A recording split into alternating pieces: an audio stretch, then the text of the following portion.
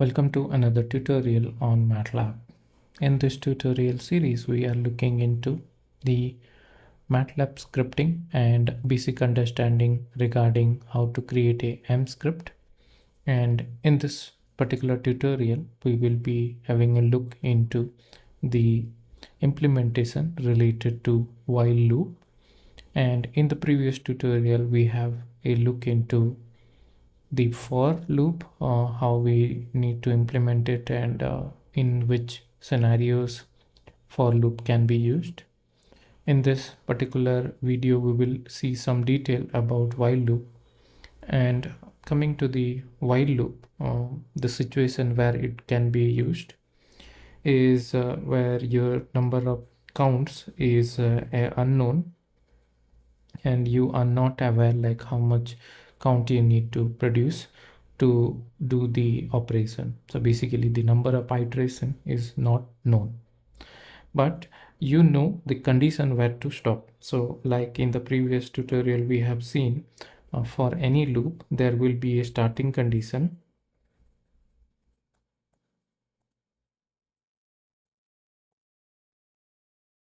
and there will be an ending condition as well.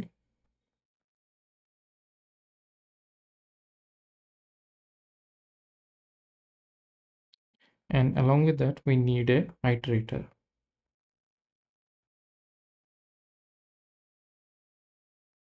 Okay, so these are the three major components in any looping statement.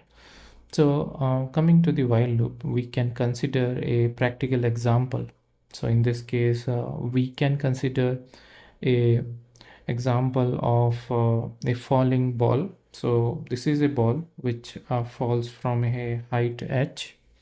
So this h can vary over time. So this will, while falling, this h will decrease over time, and it depends on the acceleration of gravity at what rate it should fall. We do have the kinematics equation like S equal to U plus half AT square.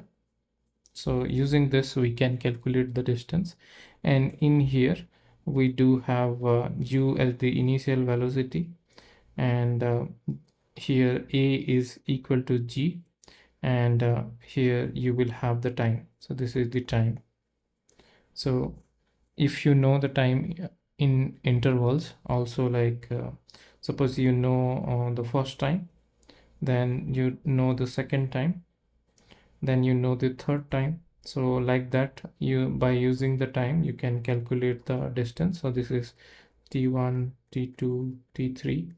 So if you have the known interval, then you can calculate the distance based on the interval that we will see in the while loop. Main objective over here is to calculate like how much time it will take to fall the ball.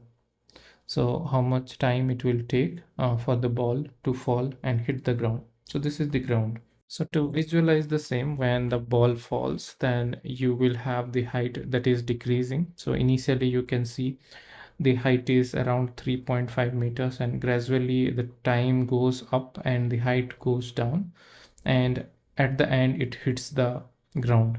So once it hits the ground, then you will have some time and height will be almost zero. Here in this case it is around 0.02, but it is almost zero.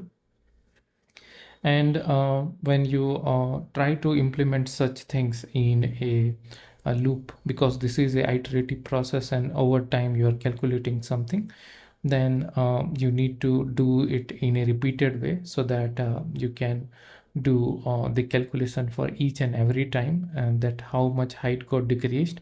And at the end, if you are getting a height of 0, then you need to stop there. The height should be equal to 0 for the loop to stop. At that point you will end up with the time.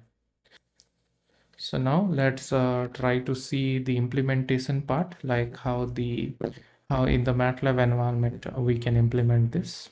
Okay, so coming to the implementation part, so we do have the height h. So this is the overview of the script that we have created. So I will explain the script line by line. So initially we do have a height, so we will have some initial height, and we will be calculating the height or the speed. Everything will be with the interval of 0.1 second. So this will be in second, this dt, and at every dt we will be calculating the current height and the time. And then we need to define this gravitational acceleration, which is 9.81, and we also need to define what is the initial t. So when we start it, the process, then we need to know like what is the initial time. By default we can consider it as 0, and we also need to know what is the initial height, because this will get updated, and then we will be able to get the updated height over time. So the main condition over here is this is the stopping condition that you have.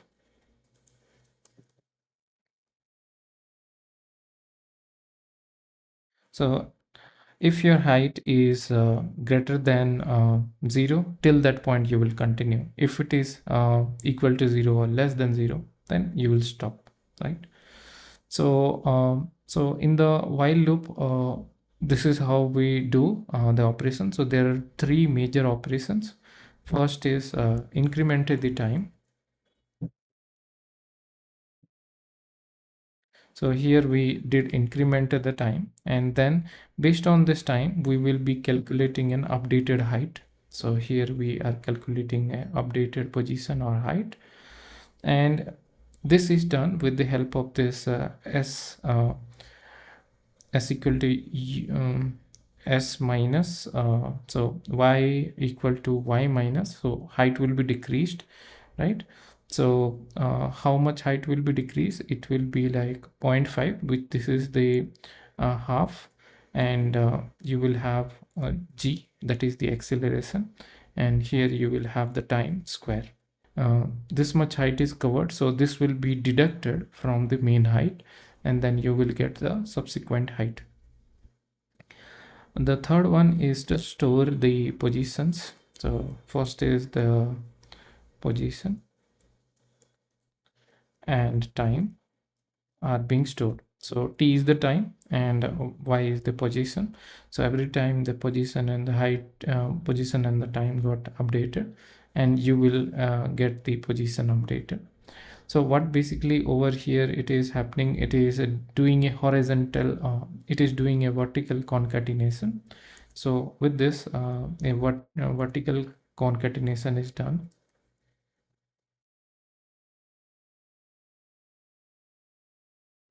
So we will see this how the program execute and create this variable.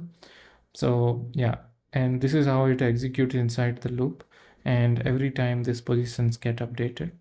And at the end, once you get the time, right, the end of the time, right, at which it hits 0, the height, overall height is 0, that time you are printing in this here. So time to hit the ground is this much a second, so that will be your output.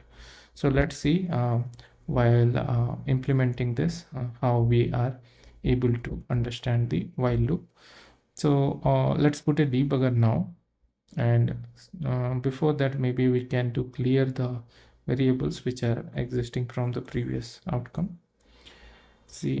Okay, clear, clear, clc.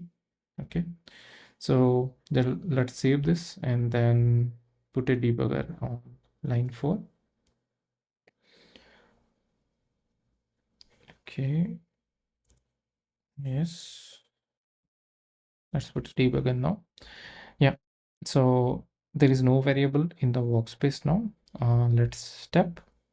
So you got the variable h got created, which is the initial height. Okay, then you define at what time interval you want to measure the height. So that is this one, dt, and then you need to define the 9.8, which is the gravitational acceleration. So all these are getting defined. Initial time, defined 0, and initial height is also h, because that is the maximum height from which we will start. And you will also create a empty position, so this will get updated. So maybe we can keep it side by side. Yeah, so we will see it in between when it gets updated. So first we entered inside this while loop, and now the condition is satisfied because height is 100, and we are comparing it with 0, and it is definitely greater than 0. So entered in, and then you will execute line 12, which is basically having a t value of 0, because we defined it 0 right over here at the initial.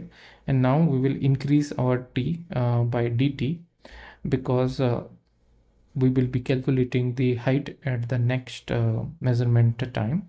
So that's why we increased the t. So with this, like you can see now t got increased to 0.1. Now with this 0.1, we will be calculating this part. So how much height is decreased? So if you copy this and you paste it here and enter, so this is the decrease in the height within that time interval. So that we need to deduct from the original time, original height, and then we need to update it. Okay. So currently y is 100, but once we execute this line, 100 will be deducted and y is getting updated. So now you can see it is decreased. So over here what happened, the time got increased and height got decreased as the ball is falling down. And here we will be storing, so you can see the position, it is empty over here. Now if we execute, then you will get the first position and the time. So time is 0.1 and height is 99.95, right? So that got updated, time, and here the height, so that you can see here time and height. Now with this, like we did a vertical concatenation, so let's see like in the next loop how it is happening, because that is only possible with two elements. Okay, so now step again, so we again satisfied the while loop and then updated our time. So you can see time is 0.1. Now it will get increased by 0.2. Okay, then we need to calculate the height at that time interval. Then it got changed from 99.95 to 99.9019. Okay, and that is the position we are getting and with the time. So if I just step here, then we did the vertical concatenation. So what is basically vertical concatenation? You got the first element in the first round and then you used semicolon. So here you use semicolon, so that's why it is a vertical concatenation. It will go to the next row and it will update the variable. If you used comma, then it would have updated in the same row, but here we want the data to be like height and time. So this is the time column and this is the height column, and like that it will get filled up. And that is how this will compute over time. So if we step again, you can see changes in the variable t. So here is the change in the t, now it is 0.3, and then height also got updated. Okay, so like this it will continue and till this loop exit, right? At that point the y will be 0 because it is continuously decreasing from 100 to 0. So at definitely sometime the y will be 0 and you will get the exit from the while loop, because we are comparing whether y is greater than 0. If it got false, then it will exit the loop. So let's see that. So let's put a debugger here and see, like with the help of continue button. So what is y now? This is around like less than 0. So that's why this condition didn't got satisfied. So if you check this, then it will give you a false result. You can see it is giving logical 0, and that's why it is exiting the while loop. And at the point, if we check the position, right, so here you can see all the times. So in a sequence of 0.1 time difference, as we selected our dt as 0.1, and individual time at which the height, so this is the height, and that is decreasing over time, and when you hit 0, then it stops. So gradually you can see at every measurement time you are basically decreasing, right? So the main question comes like when why I am using while loop over here. So suppose my height got now change. So suppose my height got changed, then I don't know when it will hit. So now I'm increasing my height to 1000. Now if I just play it, then it will tell me the final time at which it should stop. So this time is not known to me. The time is known only when if you are hitting the ground, which is basically y equal to 0. So that is the condition for stopping. So this is the stopping condition, and that's why like we don't know when to stop the while iteration. So that is why we are using a condition in this case and using the while loop for the same. Okay, so if I change the height maybe to 200 now, then my time interval will be different. Okay, so it is around 407.80 seconds. So this is how you can implement and realize a while loop in a practical scenario where you do not know like when the condition will met, but you can define a condition to stop and start the while loop so that you will be able to process the data and get some output.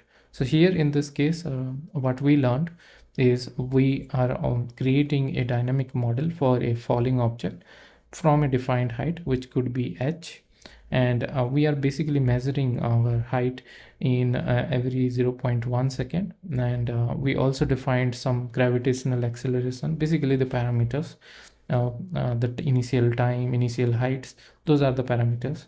And then we iterate it over the while loop and check for condition like whether it is hitting the ground or not. And once it hits the ground, we will stop, and meanwhile we are also counting the time, and because of that the time gets increased, and you are getting the time once it hits the ground with some defined seconds, like in this case 407 second for a height of 200. So as this was an uncertain scenario, we used the while loop. So in case you are liking the channel, please consider subscribing. In case you have any comment or query, please let us know in the comment section. We will be more than happy to clarify your doubts. Have a great day here. Thank you.